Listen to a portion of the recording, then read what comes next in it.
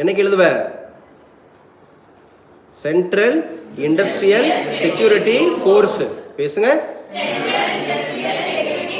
நல்லா ஆர்வத்தோட படிக்கணும். ஒரு விஷயத்துக்கு வந்துட்டோம், படிக்கணும்னு வந்துட்டோம், வாயை திறக்காம உட்காந்துட்டு உம்முன்னு உட்காந்துக்கிட்டு பேர் சொன்னால் நமக்கு என்ன நம்மகிட்ட என்ன கேள்விலாம் கேட்குறாங்கன்னு நினச்சிட்டு உட்காரக்கூடாது.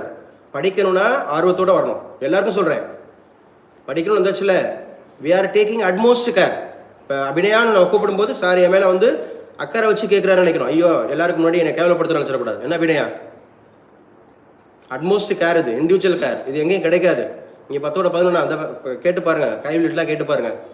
சென்னையில் போய் படிச்சு வந்திருக்காங்க மெட்ரோபாலிட்டனில், அவங்கள்ட்ட கேட்டு பாருங்கள் எத்தனை முறை கைவிலிங்கிற பேரை அவங்க உச்சரிச்சிருப்பாங்க.